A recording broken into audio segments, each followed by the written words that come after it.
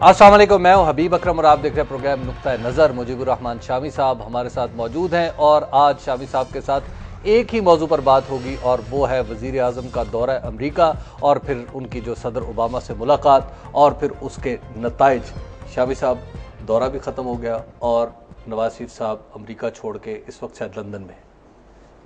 हाँ, पाकिस्तान आ जाएंगे माशाल्लाह।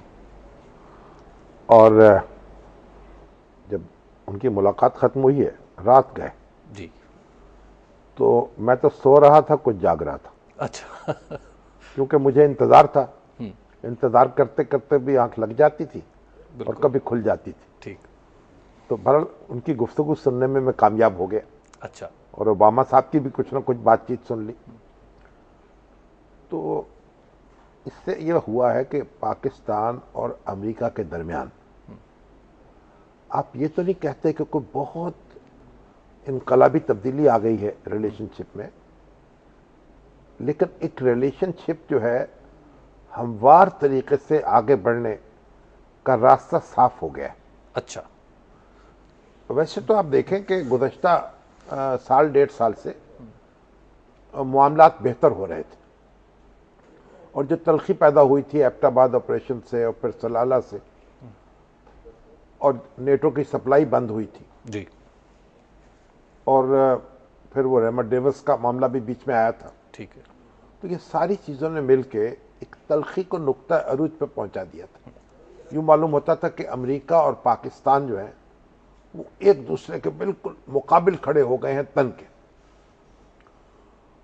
तो बहरहाल वो फिर अमेरिका ने माजरत कर ली सलाला चेक पोस्ट पर के हमले पर और पाकिस्तान की कुछ न कुछ अश्क शोई हुई, नेटो की सप्लाई बहाल हो गई और एक दूसरे के खिलाफ कुछ गुफ्तगू जो है उससे भी जुबानों को रोक दिया गया।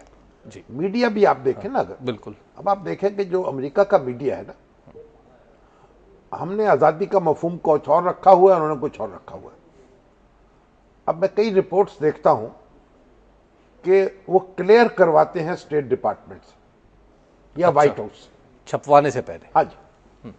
ये मुल्ला बरादर को जब गिरफ्तार किया गया, न्यूयॉर्क टाइम्स की रिपोर्ट, तो मैंने न्यूयॉर्क टाइम्स में खुद पढ़ा कि उन्होंने कहा कि हमने ये खबर जो है रोकी थी। अच्छा। और स्टेट डिपार्टमेंट ने हमें कहा था कि इसको रोक लिया जाए। बिल्कुल। क्योंकि इसकी खबर आम होने से, इसकी गिरफ्तारी का पता चलने से अमरीकी मुफादात को नुकसान पहुंच सकता है और इसलिए इसे मुनासिब वक्त पर अफशा करना चाहिए। और उसको रोका गया और फिर जब उन्होंने कहा कि अब आप खबर दे सकते हैं, उस वक्त ये खबर दी गई। जी, गोया मीडिया का भी जो रोल है। मीडिया, देखिए एक कौम है ना कि रियासत जो है ये उसके सारे आर्गन हैं। बिल्कुल। हम कोई इंडिपेंडेंट हैसियत नहीं रखते। तो मीडिया में एक जो हुकूमत होती है, सारी रियासत में जो हुकूमत है, जो मीडिया है, वो एक आहंग में बोलता है अपने मुफादात के हवाले से। तो अब पाकिस्तान के खिलाफ जो मीडिया है, अमेरिकन मीडिया, उसमें उस तरह की स्टोरीज भी नहीं आ रही थी जिस तरह की आती चली जाती थी। ठीक है। बड़ा एक फर्क पड़ गया था। लेकिन अब जो पहुंचे हैं नवाज शरीफ साहब और जिस तरह 3 दिन वहां रहे हैं, सदर ओबामा की खसूसी दावत पर गए और जॉन कैरी जो हैं उनसे जिस तरह मुलाकात रही, उन्होंने उनको खाना दिया, फिर दूसरे जो उनके वाइस प्रेसिडेंट हैं उनसे मिले, फिर दूसरे वज़रा से मिले, लोगों से मिले, और कांग्रेस कमेटी जो है सेनेट की, जो फॉरेन रिलेशंस कमेटी, उसमें गए, जो कांग्रेस में गए, तो उन्होंने एक मुफस्सल तबादला ख्याल हुआ। लेकिन शाम साहब, स्टेट डिनर तो नहीं मिला वजीर आजम को। तो स्टेट डिनर को जरूरी होता है नहीं, प्रोटोकॉल का तकाजा है, हमारा 20 करोड़ लोगों का वजीर आजम। प्रोटोकॉल कहाँ से मालूम कर लिए कि भाई इसमें स्टेट डिनर लाजम होगा। और फिर अब जो कुछ हुआ है उससे तो एक बड़ी वार्मथ का पता चलता है, गर्म जोशी का। अच्छा। और जब ओबामा मुलाकात कर रहे थे नवाज शरीफ साहब से, उनकी बेगम साहबा जो थी वो कुलसूम नवाज के साथ चाय पी रही थी। ठीक। और उसमें जनाब जो बाइडन की बेगम है वो भी मौजूद थी। तो एक बड़े अच्छे तरीके से उनको रिसीव किया गया है। बाद औक़ात मसरूफियात ऐसी होती हैं, वाइस प्रेसिडेंट जो है उन्होंने नाश्ता दिया और कैरी साहब ने खाना दे दिया। तो आपको उनकी दोनों की जो बॉडी लैंग्वेज थी वो खासी फ्रैंक नहीं नजर आ रही थी सदर ओबामा की? वो तो मैं देखिए, मैं आपको एक कर्ज करूं, जो नवाज शरीफ साहब हैं वो भी पाकिस्तान को एक ऐसा मुल्क बनाना चाहते हैं जो बहुत सी आलाइशों से पाक हो। ठीक। भारत से वो ताल्लुकात बेहतर करना चाहते हैं, अफगानिस्तान के मामलात से वो अपने आप को यानी अलग करना चाहते हैं। इसकी बहुत ज्यादा इन्वॉल्वमेंट जो है वो देख चुके हैं। ठीक। जब अफगान मुजाहिदीन एक दूसरे से बरसरे पैकार थे, उन्होंने कितनी कोशिश की, मैं तो उसका गवाह हूं मौके का। मैंने काबुल में भी देखा, इस्लामाबाद में भी देखा, मैंने मक्का में भी देखा, जिस सारे अफगान मुजाहिद वहां मौजूद थे, बादशाह सलामत मौजूद थे, और मैं भी उसको देख रहा था, और किस तरह के मुआहदे हुए फिर तोड़े गए। तो ये जो अफगान सियासत है ना, इसका दाखिली सियासत, इसमें उलझना जो है, ठीक है, कोई आसान काम नहीं है, ना किसी का शौक हो सकता है। शामी साहब, आज एक तो ज्वाइंट कम्युनिक है जो जारी किया गया अमेरिका की तरफ। हाँ, पहले तो लोग कहते ज्वाइंट कम्युनिक भी नहीं आएगा। हाँ, ये मैं देख रहा था कोई कह रहे थे जहाँ प्रोटोकॉल जो है, हाँ, वो सदर साहब ने इस्तकबाल नहीं किया उनका बाहर एयरपोर्ट पे आकर। अब ऐसा होता नहीं है। ठीक है। अब हमारे यहाँ भी नहीं ऐसा होता। अच्छा। एक बात और, जब बुश साहब आए थे, हाँ, तो परवेज मुशर्रफ ने भी उनका जाके इस्तकबाल नहीं किया। ठीक बात है। और जो अपना इसलिए क्लिंटन आए थे, उस वक्त भी ऐसा नहीं हुआ था। अब तो इस्तकबाल जो है ना, उसके तकाजे बदल गए हैं, लोगों की मसरूफियात ज्यादा हो गई हैं। अब उसको कोई मिनिस्टर चला जाता है या प्रोटोकॉल के हुकाम चले जाते हैं, और ऐवान सदर में या ऐवान वजीर आजम में रिसीव कर लिया जाता है मेहमान को। ये बात हमें मद्देनजर रखनी चाहिए। मनमोहन सिंह का इस्तकबाल भी ऐसा ही हुआ था। हाँ, ठीक है। शामी साहब, एक तो है ज्वाइंट कम्युनिक, अब उसके साथ हमारे वजीर आजम का भी एक वर्जन है जो उन्होंने उर्दू में बयान किया रात को ही, जो उन्होंने कहा कि ये मैंने कहा और ये उन्होंने कहा, तो मैं उन्हीं की जुबानी हम मेरा ख्याल सुन लेते हैं। जी सुनाइए, वजीर आजम ने क्या कहा, कि क्या क्या बातें हुई इस मुलाकात में? उन्होंने बाहमी ताल्लुकात को फ़रोग़ देने, उनको मजबूत करने पे इत्तफाक किया है, और फिर हमारी जो है वाइड रेंजिंग, जैसे मैंने अभी कहा है कि इशूज़ पे बात हुई, जिसमें इकॉनमी है, जिसमें पाकिस्तान की एनर्जी का मसला है, जिसमें एजुकेशन है, और जिसमें फिर पाकिस्तान में एक्सट्रीमिज़म है, उस पर बात हुई है, अफगानिस्तान पे बात हुई है, और हिंदुस्तान से ताल्लुकात पर बात हुई है जिसमें कश्मीर शामिल था, और फिर ड्रोन्स पर बात हुई है, हमारी आफिया सिद्दीकी पर बात हुई है। उन्होंने ये बात की है इसकी आफरीदी की, उन्होंने बात की है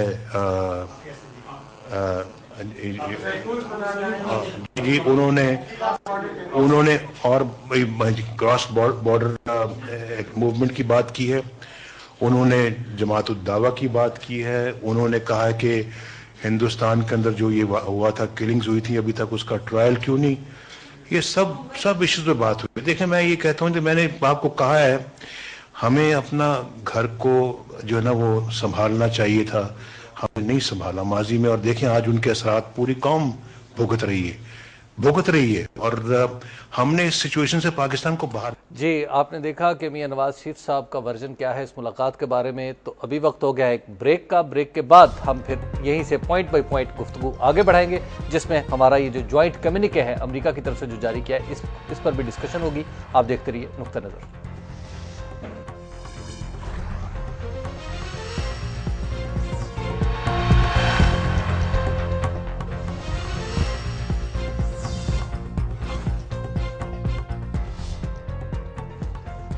नुक्ता नज़र में एक बार फिर खुशामदीद। ब्रेक पर जाने से पहले आपने देखा कि वज़ीर आज़म ने क्या कहा, कि उन्होंने क्या कहा, और फिर उसके जवाब में सदर ओबामा ने क्या कहा, उन्होंने कौन कौन सी बातें की। शामी साहब, हमारा जो सबसे बड़ा हाइप्ड अप ट्रम्पटेड जो मौक़िफ़ था वो था ड्रोन्स के बारे में। तो ड्रोन्स पे हमने तो बात कर ली, उधर से जवाब ही नहीं आया। नहीं, जवाब तो आया है। अच्छा, वाशिंगटन पोस्ट की रिपोर्ट नहीं आई? ठीक है। वाशिंगटन पोस्ट की जो रिपोर्ट आई है उसमें उन्होंने कहा कि जनाब 2007 से लेकर 11 तक जो भी ड्रोन हमले होते रहे, पाकिस्तानी हुकाम और अमेरिकी हुकाम मिलकर करते रहे। कई तो हमले ऐसे हुए हैं जहां के टारगेट जो है दोनों ने मिलकर तय किया है, ISI ने और CIA ने। ठीक। और कई ऐसे हैं जो अकेला CIA ने अपना टारगेट किया है। और ये उन्होंने इल्ज़ाम लगाया कि ये हमले एक तरफा नहीं है, यानी अमेरिका जो है वो पाकिस्तानी हुक्काम की सपोर्ट के साथ ये काम करता रहा है। ठीक। और उसके बड़ी मिसालें दी हैं, हमको डॉक्यूमेंट्स भी उन्होंने काम पेश करे, क्योंकि स्टोरी जो है उसमें 2 अखबार नवीस जो हैं वहाँ के बड़े सीनियर, उन्होंने स्टोरी लिखी, और एक बॉब वुडवर्ड जो हैं बड़े मशहूर वाटरगेट स्कैंडल वाले। तो उसके साथ मैं आपसे ये अर्ज़ करूँ कि हमारे हुसैन हक्कानी साहब जो हैं उनकी किताब आने वाली है जी, उस किताब के हवाले से भी एक स्टोरी छपी है। ठीक। उसमें उन्होंने कहा है कि जनाब ये तो ISI के जो लोग थे वो तो इस बात पर भी नाराज होते थे कि पाकिस्तानी हुकूमत को पता चले कि उनके और अमेरिका के दरमियान क्या मामलात हैं और CIA के दरमियान क्या मामलात। और जो ड्रोन के मामले में जो वो अप्रूवल देते थे, ये जो डिस्कशन करते थे, पाकिस्तानी हुकूमत से उसको खुफिया रखते थे। और CIA चाहती थी और कि पाकिस्तानी हुक्काम को एतमाद मिले, और ISI चाहती थी कि उनकी रिलेशनशिप पाकिस्तानी हुकूमत से बाला बाला होनी चाहिए। ठीक। और बहुत सी बातें उस किताब में सुना ऐसी लिखी गई हैं कि जो अब जब मंजर आम पर आएगी तो फिर उस पर बहुत सी बहस होगी। ठीक। तो वाशिंगटन पोस्ट के इसके साथ आप देखें जनरल लेफ्टिनेंट जनरल शाहिद अजीज जो कि नैब के चेयरमैन भी रहे और चीफ ऑफ जनरल स्टाफ भी रहे, परवेज मुशर्रफ साहब के दौर में उनके बड़े करीबी आदमी समझे जाते। बिल्कुल। उनके शायद अजीज भी हैं, और बड़े जो ये आपके जो 12 अक्टूबर का मार्शल्लाह था नाम नेहाज, उसमें भी उनका बड़ा रोल था। तो उन्होंने पहले अपनी किताब भी लिखी और आज उन्होंने बड़े धरले से इंटरव्यू दिया। उन्होंने कहा जनाब ये तो जो परवेज मुशर्रफ साहब हैं वो तो इसमें शरीक थे, उन पर मुकदमा इसमें भी चलाया जाना चाहिए, ड्रोन्स के हवाले। ड्रोन्स के हवाले, उन्होंने उसकी इजाजत दी। और अब देखिए ये पाकिस्तान की सलामती और खुद मुख्तारी पर हमला करना, यानी उसकी हदूद को वायलेट करना, उसकी इजाजत देना, ये भी तो कोई मामूली बात नहीं है ना। ठीक बात है। और एक जमाने में पाकिस्तान कहता था ये ड्रोन की बात नहीं होती थी। पहले पहले जो हमले हुए एक दो तो, और उसमें एक मदरसे पे हमला था, पाकिस्तानी हुकूमत ने कहा ये तो हमने खुद किए हैं। उसके बाद आहिस्ता आहिस्ता ये CIA जो है इसको बहुत ज्यादा इस्तेमाल करती चली गई। उसने पाकिस्तान को एतमाद में लेना भी छोड़ दिया शायद बहुत सारी जगहों पे, और अपनी मर्जी के टारगेट्स, पहले तो बातचीत हाई वैल्यू टारगेट जो थे उनको निशाना बनाया जाएगा। ठीक। और फिर जो है उन्होंने तेज कर दिया काम, और अब तो वो रिपोर्ट कहती है कि 2007 से लेके 11 तक जो हमले हुए हैं उनमें अक्सर बेशतर ऐसे थे जो पाकिस्तान के हुक्काम, यानी हुक्काम में दायर है कि सिविल और फौजी हुक्काम दोनों शामिल होंगे, और किस हद तक शामिल हैं, कौन से शामिल हैं, कौन से नहीं शामिल हैं। अब ये तो जो मौजूदा हुकूमत है उसको चाहिए कि इसकी कुछ तहकीकात करके लोगों को बताए और एतमाद मिले। तो गोया वो जो विकीलीक्स की बात थी कि एक प्राइम मिनिस्टर कहते हैं कि आप करते रहे, हमें कोई इतना बड़ा जो भी है ये मालूम होना चाहिए ना हमें। हाँ। अब कौम को अगर आपको ये ड्रोन हमले करने थे तो फिर आप एक मौक़िफ़ इख्तियार करते। ठीक। और फिर उसके ऊपर हंगामा करने की इतना जरूरत नहीं थी जितना किया हुआ था।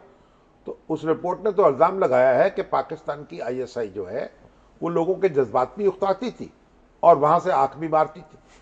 और ये भी उनका कहना यह कि ISI के मरासम जो थे वो बाज ग्रुप्स के साथ थे जो अमेरिका पे, अमेरिकी मुफादात पे, अमेरिकी तनसीबात पे हमला करते थे।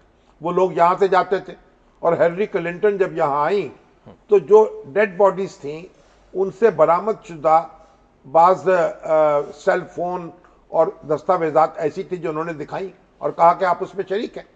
तो पाकिस्तान का उसमें मौक़िफ़ ये रहा है कि हो सकता है राब्ता रखना किसी से और चीज है और शरीक होना उसके जुर्म में और चीज है। ठीक।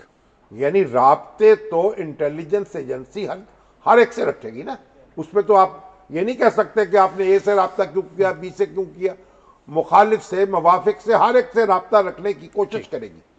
तो राब्ता रखना तो कोई गुनाह नहीं है। अब ये राब्ते को ये कहना कि वो आदाय कार थे और उनसे मिली भगत थी, ये जरा दूसरी सूरत पैदा हो जाती है।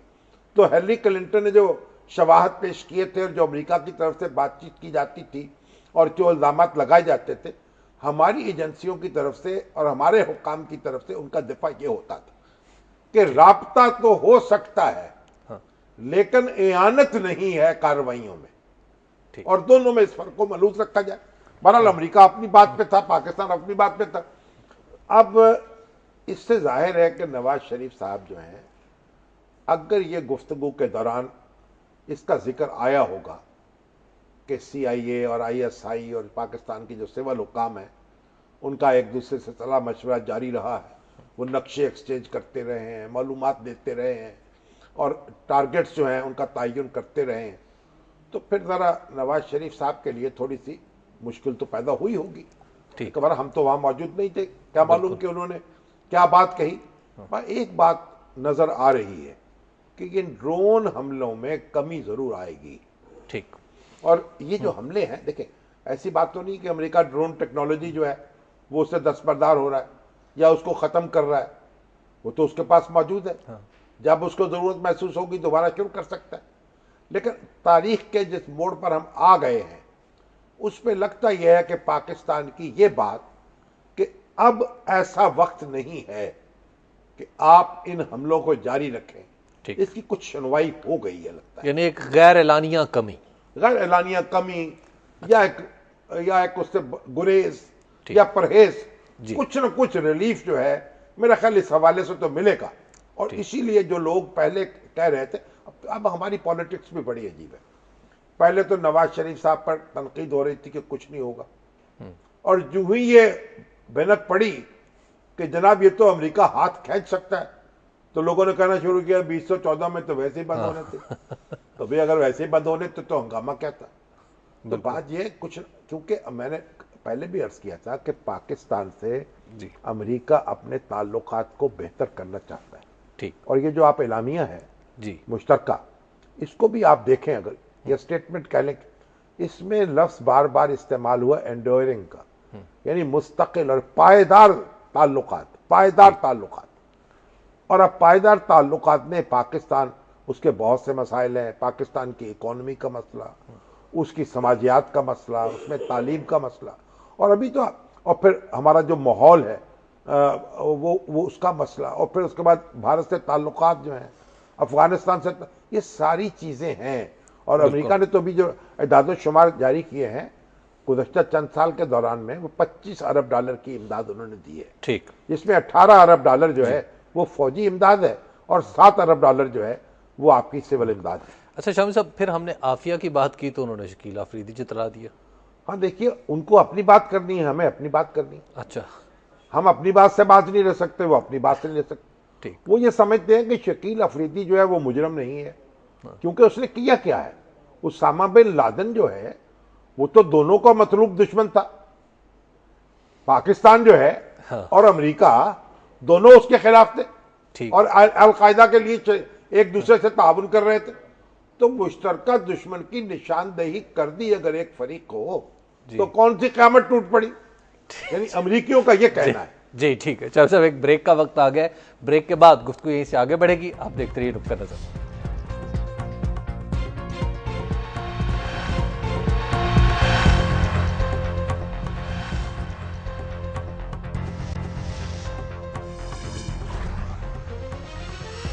नुक्ता नज़र में एक बार फिर खुशामदीद। बात हो रही थी शकील अफरीदी के हवाले से, और शामी साहब बता रहे थे कि अमेरिकन मौक़िफ़ जो है उसके अमेरिकन ये कहते हैं, हमारा कहना यह है कि देखिए, अगर शकील अफरीदी जो है उसको ओबामा का सुराग मिल गया था, उसामा ओबामा को तो मिल ही गया उसे उसामा का जी, तो हमें बताता। बिल्कुल ठीक है, अपने मुल्क के लोगों को इत्तला करता। इसलिए उसने जो एक खुफिया ऑपरेशन किया है, तो वो पाकिस्तान के साथ जो वफा के तकाजे हैं, ठीक है, पूरे नहीं किए। ठीक। अब मुकदमा क्योंकि अदालत में है तो फैसला अदालत करेगी, बिल्कुल। मगर आफिया जो है उसका मामला बिल्कुल मुख्तलिफ है। आफिया अगर पाकिस्तानी शहरी है, जैसा कि उनके लवाहकीन का दावा है, या तो खुले बताएं, हुकूमत बता दे कि वो तो ये अमेरिकन शहरी है, इसलिए हम उसको एक्सचेंज कर लेंगे एग्रीमेंट करके, क्योंकि अमेरिकन शहरी को पाकिस्तानी शहरी के बदले में लेना है। और अगर वो पाकिस्तानी शहरी है तो फिर जाहिर है उसका मामला मुख्तलिफ होगा। फिर हम उसे वापसी का हक रखते हैं, उसका मुतालबा भी रखते हैं। ठीक। और कोई जो भी एग्रीमेंट करना है, जो भी जरूरियात पूरी करनी है वो करनी चाहिए और आफिया को वापस लेना चाहिए। इस बारे में दो राय हो नहीं सकती। अच्छा शामी साहब, जब हिंदुस्तान के बारे में बात हुई तो हिंदुस्तान के बारे में बात भी हुई ना सिर्फ, बल्कि इसी स्टेटमेंट में एक बात यह भी कही गई है कि अफगानिस्तान के अंदर जो मामला तय होंगे उसमें खित्ते के दीगर ममालिक का किरदार भी अहम होगा, जिसको इस मुलाकात में हाईलाइट किया गया। नहीं, इस तरह से नहीं कहा गया जिस तरह आप कह रहे हैं। लेकिन एक बात मैं आपको बताऊं कि हमने ये कभी नहीं कहा कि अफगानिस्तान को भारत के साथ ताल्लुकात रखने का हक हासिल नहीं। ठीक है। भारत को अफगानिस्तान में और अफगानिस्तान को भारत में अपने मफादात का तहफ़्फ़ुज़ करने का हक हासिल है। हमने ये कहा है अफगानिस्तान की सरजमीन को पाकिस्तान के खिलाफ इस्तेमाल नहीं होना चाहिए। ठीक है। और भारत को ये हक हासिल नहीं है कि वो अफगानिस्तान की सरजमीन हमारे खिलाफ इस्तेमाल करे। और हमारा इस वक्त हमारी जो तशवीश है और इस्तराब है कि बलूचिस्तान में जो कुछ हो रहा है इसके डांडे वहां से मिलते हैं और अफगानिस्तान में इंडियन प्रेजेंस है, उसके नतीजे में ये हो रहा है। ठीक। देखिए खिते में जहां तक, और फिर हम तो बात कर रहे हैं भारत से दोस्ती की, और अभी इसके अंदर यह भी हुआ किसी मुल्क की सरजमीन किसी दूसरे मुल्क के खिलाफ इस्तेमाल नहीं होनी चाहिए। ठीक है। और इस तरह एक बात यह भी हुई है कि कोई ऐसी चीजें, कोई टेररिज्म, कोई दहशतगर्दी एक्सपोर्ट नहीं होनी चाहिए।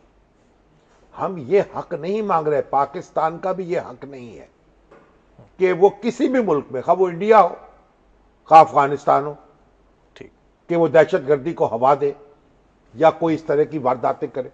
और अगर उसके लोग या उसके बाज अनासर या उस पाकिस्तान की सरजमीन पर रहने वाले बाज लोग अपने इंडिपेंडेंटली ये काम करना चाहते हैं तो हम भी जिम्मेदारी हम उन्हें पकड़े। तो शम्स साहब, इस स्टेटमेंट से आपको नहीं लगता कि अफगानिस्तान के अंदर भारत और पाकिस्तान को बराबर सा रोल दे दिया गया है? नहीं, रोल का मसला ही नहीं है भाई। अफगानों को हक हासिल है कि वो अपनी सरजमीन पर अपनी हुकूमत बनाए। ठीक। ये हमारा रोल सिर्फ ये है कि अफगानिस्तान में अमन कायम हो जाए, अफगान एक दूसरे से मिल बैठे, इत्तफाक राय से अपने मामला तय करें, खाना जंगी यहां ना हो, क्योंकि अगर खाना जंगी होगी उसके असरात पाकिस्तान पर पड़ेंगे। पाकिस्तान और अफगानिस्तान जुड़वा बच्चे हैं, एक के अंदर आग लगेगी तपश दूसरे में महसूस होगी। हमारा जो कबायली इलाका है उसमें तो देखिए रिश्ते नाते हैं, कबीले एक दूसरे से मिले हुए हैं, उनके ताल्लुकात हैं, उनको एक दूसरे से जुदा नहीं किया जा सकता। अच्छा, तो फिर जो बॉम्बे टैक्स के हवाले से सदर ओबामा तो वकालत करते हुए महसूस हो रहे हैं ना कि जनाब उनके जो मुर्तकिब अफराद थे उनके खिलाफ मुकदमात नहीं चले, कोई ट्रायल नहीं हुआ, फिर जमात उद दावा का नाम नहीं। अब जमात उद दावा तो देखिए हाफिज सईद साहब तो बार बार तरदीद करते हैं कि उनका इससे कोई ताल्लुक नहीं है, और अगर उनके किसी के शवाहद मौजूद है तो आए पेश करें, उन पर मुकदमा चला ले। ठीक। मगर बाज मुलजम तो ऐसे हैं ना जो हमारे यहाँ मौजूद हैं, और ये बात भी अपनी जगह मौजूद है कि जो अजमल कसाब जो है उसके बारे में कहा गया कि वो राब्ते उससे यहाँ के लोगों से थे। हमें इन चीज़ों से घबराना नहीं चाहिए। अच्छा, मुकदमात जहाँ कायम हो वहाँ चलने चाहिए, एक तहैया कर लेना चाहिए इंडिया को भी और पाकिस्तान को भी कि वो एक दूसरे के मुल्क में मदाखलत नहीं करेंगे। ठीक। ये एक तरफा ट्रैफिक नहीं हो सकती, दो तरफा ट्रैफिक है। और अगर अमन सुकून से रहना मकसूद है तो फिर इस तरह की हरकतें तर्क करनी होंगी, छोड़नी होंगी, एक बात। दूसरी बात यह फिर मसाइल भी हल करने होंगे। मसाइल हल किए जाएं, अमन आश्ती के साथ रहा जाए, एक दूसरे के लिए बाहें कुशादा रखी जाएं। देखिए आज जंगबंदी लाइन पर जो कुछ हो रहा है, हमारे यहाँ झड़पें हो रही हैं, बिल्कुल गोलियां चल रही हैं। आज मनमोहन सिंह ने भी कहा है कि ये दोनों मुल्कों में से किसी के मफाद में नहीं। भाई किसी के मफाद में नहीं तो रोकिए इसको। पाकिस्तान का भी ये फर्ज है कि रोके और इंडिया का भी फर्ज है कि रोके। तो अमेरिका जो है उसको ये दिलचस्पी है। अमेरिका जाते हुए लंदन में नवाज शरीफ साहब ने यह कहा था कि उन्होंने ये कहा क्लिंटन साहब से कि अगर 10% भी दिलचस्पी आप लेते पाकिस्तान हिंदुस्तान के मामलात में, उसके मुकाबले में जो आपने मिडिल ईस्ट में ली है, ठीक, तो कश्मीर का मसला हल हो चुका था। लेकिन अब ये बात नवाज शरीफ साहब ने बड़ा जोर देकर कही। अब तो क्लिंटन जो है उनको इतना याद है और क्लिंटन के साथ उनके ताल्लुकात इतने अच्छे हो गए थे कि अभी भी अमेरिका में वो पाकिस्तानियों से गुफ्तगू कर रहे थे, कहा कि मैं सदर क्लिंटन की दावत पे पाकिस्तान यहाँ आया हूँ अमेरिका, तो ओबामा की जगह क्लिंटन का लफ्ज इस्तेमाल कर लिया और फिर कहा कि उनको ये ख्याल भी नहीं गुजरा कि मेरे से गलती हो गई, और एक प्राइवेट कन्वर्सेशन में भी उन्होंने ओबामा की जगह क्लिंटन का लफ्ज इस्तेमाल कर दिया। तो क्लिंटन की भी बड़ी दिलचस्प बात मैं बताऊं, जब वो यूएनओ में गए नवाज शरीफ साहब, क्लिंटन से उनकी मुलाकात होने वाली थी, तो हमारे फॉरेन ऑफिस ने, हमारी एम्बेसी ने और वहाँ हमारे जो मिशन ने उनको कहा, देखिए जनाब किसी भी तरीके से वो मोनिका लेविंस्की का नाम ना आने पाए, उसका जिक्र न कीजिएगा, वो बड़ा परेशान को सूरत हो जाएगी। सदर जो है वो, अब नवाज शरीफ साहब जब गुफ्तगू करने लगे और बैठे, तो थोड़ी देर के बाद उन्होंने कहा कि मोनिका लेविंस्की का जो मामला है उसमें जो पाक हमारी खिदमत में हम हाजिर हैं और जो भी सपोर्ट आपको है हम फराहम करेंगे, कोई हमारी कम्युनिटी की तरफ से चाहिए, कोई जो भी आप मुनासिब समझे, हम आपके साथ हैं। अब क्लिंटन जो है इतने खुश हुए उस पर, अच्छा, उनकी गुफ्तगू पर, कि उनके साथ उनके जो ताल्लुकात थे वो जाती दोस्ती में डल गए। वाह। और फिर तो जॉर्डन में थे शायद नवाज शरीफ, और वहाँ जनाजा था मेरा ख्याल शाह हुसैन का, मेरा ख्याल वही था। तो वो एक अब होटल में ठहरे हुए थे। अब उनको क्लिंटन जो थे सुबह के वक्त तलाश करते हुए, अपनी टाई बांधते हुए वो आ रहे थे कि नवाज शरीफ साहब कहाँ ठहरे भाई, यानी इतनी बेतकल्लुफी से उनसे मिलने के लिए आ रहे थे। तो ये डिप्लोमेसी जो है गजब चीज है जी। फाइलों में कुछ और लिखा होता है, किताबों में कुछ और लिखा होता है, प्रैक्टिकल और दुनिया होती है। अच्छा हाँ। जी शम्स साहब, अब एक सवाल मेरे जहन में उठ रहा है, वो ये है कि हिंदुस्तान ने कहा कि आप हाफिज सईद साहब को यूं करें, ट्रायल करें, उनकी जमात को निप कर दें और ये कर दें, हमने वो नहीं किया। जब हमने नहीं किया तो अब ये मुतालबा दोहराया गया व्हाइट हाउस से, तो इसका मतलब ये नहीं है कि अब प्रेशर बढ़ते चले जा रहे हैं? नहीं, आप ये देखिए कि जो लोग पकड़े हुए हैं, कोई सामान पकड़े भी तो साहब हुए हैं ना, उन पर मुकदमा क्यों नहीं चल पा रहा, उसका फैसला क्यों नहीं हो रहा? देखिए हमें इससे बेनियाज होना होगा चीजों से। जॉइंट इन्वेस्टिगेशन करवा लें, कोई थर्ड पार्टी इन्वेस्टिगेशन करा लें। देखिए ना, कोई ऑस्ट्रेलिया से, कोई स्विट्जरलैंड से कोई इन्वेस्टिगेट कर ले आके। ठीक, ये दहशतगर्दी की जो वारदातें होती हैं एक दूसरे मुल्कों में, इनको इन्वेस्टिगेट कर लिया जाए, दोनों मिलकर कर लें।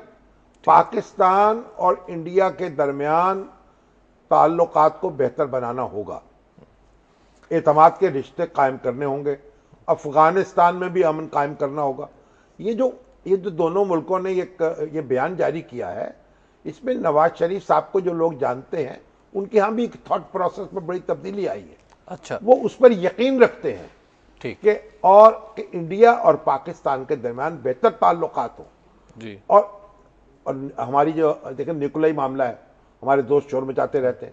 अब अमेरिका की तशवीश ये है कि ये न्यूक्लियर जो आपके हथियार हैं वो कहीं तालिबान के हत्थे ना लग जाए, अलकायदा वालों को ना, यानी उनके अपने तवामात कह लीजिए आप, लेकिन हैं वो। तो हमें उन सारे खदशात जो हैं, अगर है किसी के तो दूर कर देने चाहिए। हम कौन सा कोई इरादा रखते हैं? शम्स साहब एक ब्रेक ले लेते हैं, ब्रेक के बाद गुफ्तगू यहीं से आगे बढ़ेगी। आप देखते रहिए नुक्ता नज़र।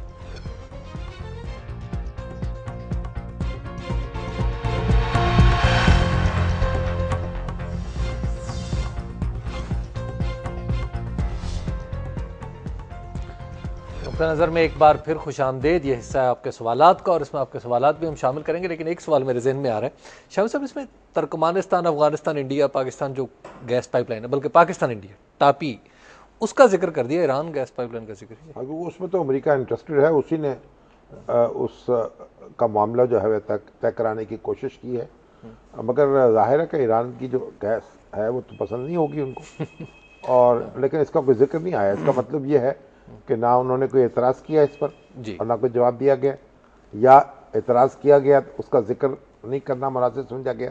ठीक, अब ये एक बात जो है अभी तक खुली नहीं है। अच्छा शामी साहब, ये बड़ा जब वज़ीर आज़म यहाँ आएंगे तो पता चलेगा। शामी साहब, ये एक बड़ा दिलचस्प सवाल है। राहीला यज़दानी इन्होंने किया है, और इन्होंने किया भी अमेरिका से ही है। ये कह रही हैं कि जो प्राइम मिनिस्टर अपने कागज़ लिखी हुई स्पीच के अलावा बोल नहीं सकता, नोट्स के बगैर वो बात नहीं कर सकता, तो वो तो एक कंफ्यूज्ड आदमी है, उसने किस तरह इतनी बड़ी मुलाकात को हैंडल किया होगा? नहीं, इतना जज्बाती ना हो जाए। जो लिखी हुई चीज़ें रखी हुई थी उन्होंने, वो ज़रूरत से ज़्यादा एहतियात का मुदाहला था। ठीक, क्योंकि उन्होंने जो बात, बहुत अल्फाज का चुनाव जो था वो करना था सोच समझ के, तो फिर उन्होंने कई चीज़ें लिख ली थी और वो उन्होंने पढ़ के सुना दी कि जो पाकिस्तान का मौक़िफ़ है, इसमें कोई ऐसी बुरी बात नहीं है। बाज़ औक़ात आपको एहतियात करनी पड़ती है। और आपको अक्सर देखे कायदे आज़म जब प्रेस कॉन्फ्रेंस करते थे ना जी, हमेशा रिटर्न स्टेटमेंट पढ़ते थे। अच्छा, कभी ऐसा नहीं हुआ कि ज़बानी गुफ्तगू की उन्होंने। ठीक। तो नवाज शरीफ साहब ने जो वहाँ लिख कर बातें की हैं, वो उन्होंने इसलिए की हैं ताकि रिकॉर्ड पर मनवा ना जाए और वो ये कह सके कि मैंने ये बात की, ये ना कह लिया जाए, उनसे कोई बात ऐसी मंसूब ना हो जाए।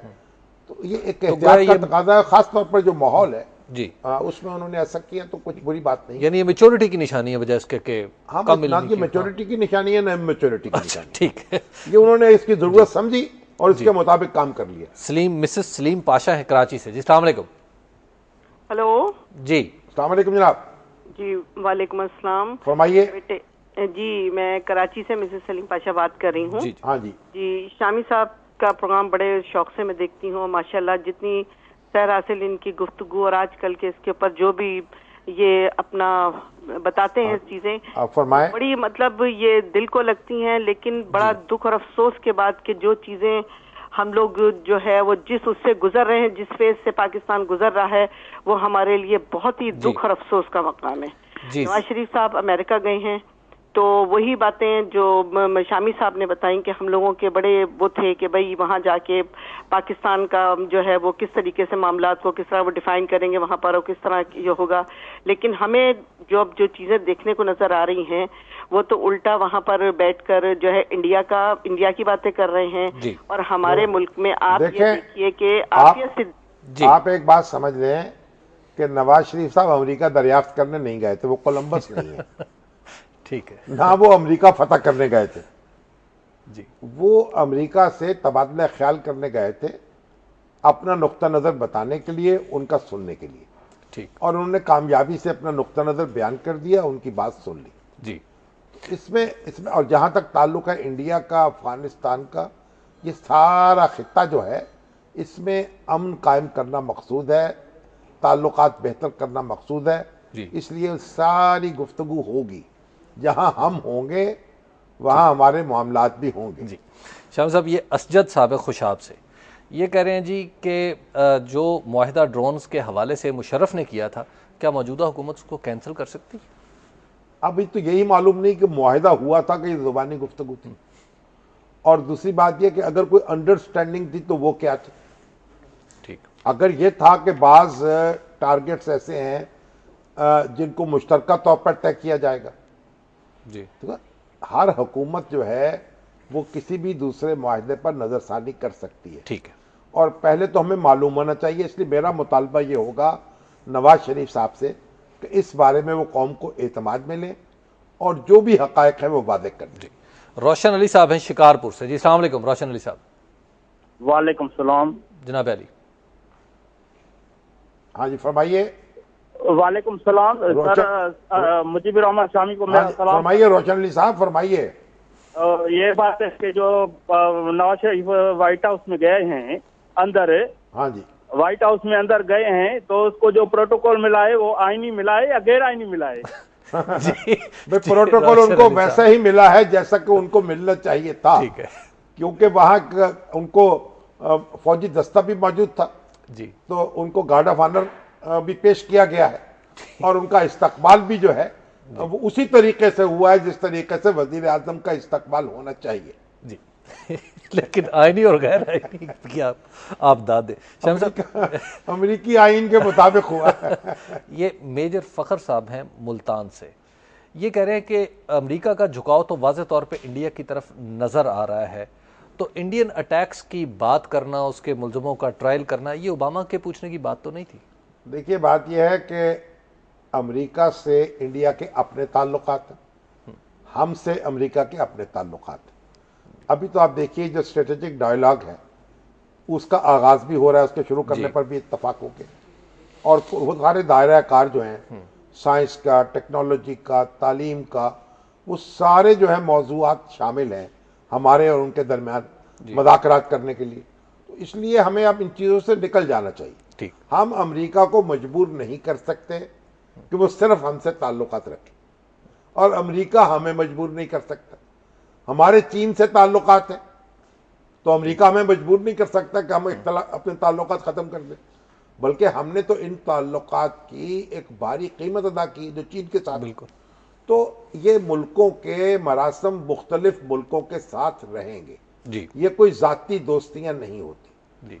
मुफादात जो हैं आपको करीब लाते हैं और मुफादात आपको दूर कर देते हैं। जी शामी साहब, इस जॉइंट स्टेटमेंट में एक जगह पे वज़ीर आज़म से मंसूब की गई है ये बात, ये अमरीकी वर्जन है कि वज़ीर आज़म ने कैरी लूगर बिल का शुक्रिया अदा किया। हाँ, तो कैरी लूगर बिल के जरिए से पाकिस्तान को इमदाद तो मिली है ना, और आखिरी तो अभी देखिए ये जो 1.6 अरब डॉलर मिले हैं जी, तो वो कैरी लूगर बिल में भी उसका बड़ा दखल है, उसका भी दखल है बड़ा इसमें। अच्छा, आसमान ने कितने रंग बदले हैं, मैं आपको एक छोटा सा पीस दिखाना चाहता हूँ चलिए 2009 का। जी दिखाइए जी, 2009 में कैरी लूगर बिल के ऊपर क्या फरमाया जा रहा था जिस पे कल शुक्रिया अदा किया गया। बाज़ ऐसी शिकें मौजूद हैं जिनके बारे में पाकिस्तानी अवाम ये समझते हैं कि ये शिकें हमारे कौमी वक़ार और सलामती के मुनाफी हैं। बाज़ ऐसी शिकें मौजूद हैं जिसके बारे में पाकिस्तानी अवाम समझते हैं। आपको पता वो शिकों के बारे में तो GHQ में भी बड़ा हंगामा हुआ था। बिल्कुल। तो असल में ये मौसम बदलते रहते हैं, सर्दियों गर्मियों को। यहाँ तो आप देखें अमरीकी इमदाद जो है जी, शहबाज शरीफ साहब उसको लेने से इनकारी थे, बिल्कुल। और अमरीकी जो थे सफारतकार, उनसे जब हमारी बात होती थी इस दौरान में, वो कहते थे वो सिंध वाले कह रहे हैं हमें दे दो, और वो सफारतकार कहते थे भाई शहबाज शरीफ साहब से ये पूछ के बताएं हमें कि आपने हमसे तो पैसे नहीं लिए जी, स्कूलों को ठीक करने के लिए, सेहत को ठीक करने के लिए, तो क्या खुद वो पैसे फिर फराहम कर दिए? कुछ भी नहीं किए, कुछ भी नहीं किया। तो अब आप देखें, अब वो इमदाद जो है वो आ भी रही है जी, उस पर शुक्रिया भी अदा हो रहा है। ठीक है। तो सियासतदान, नतीजा क्या है? सियासतदानों को इंतहा पर जाकर बातें नहीं करनी चाहिए, एक लाइन ड्रॉ करनी चाहिए, जहां तक जा सके वहां तक जाना चाहिए, कलाबाजियां ना खानी पड़े बाद में। फिर शामी साहब, ये सबीहा साहिबा है लाहौर में, लाहौर से, इन्होंने बड़ा दिलचस्प एसएमएस किया। ये कह रही हैं शामी साहब एक लफ्ज़ में बता दें, या क्या ये कामयाब दौरा था या नाकाम दौरा था, हमारे दिल को तसल्ली हो कि आइंदा हमारे हालात बेहतर होने वाले हैं या ख़राब होने वाले नहीं, आप अल्लाह ताला से जो तवक्को रखें कि आपके हालात बेहतर होने वाले हैं। ठीक, ये दौरा नाकाम तो नहीं था, ठीक है। और कामयाब कितना था ये आने वाला वक्त बताएगा। शामी साहब, हमारे आज के प्रोग्राम का वक्त ख़त्म हो गया है, हम लेते हैं इजाज़त अपने नाजरीन से, और आइंदा आपसे मुलाकात होगी दोबारा मंडे को। दीजिए तब तक के लिए इजाज़त, अल्लाह ने के बाद।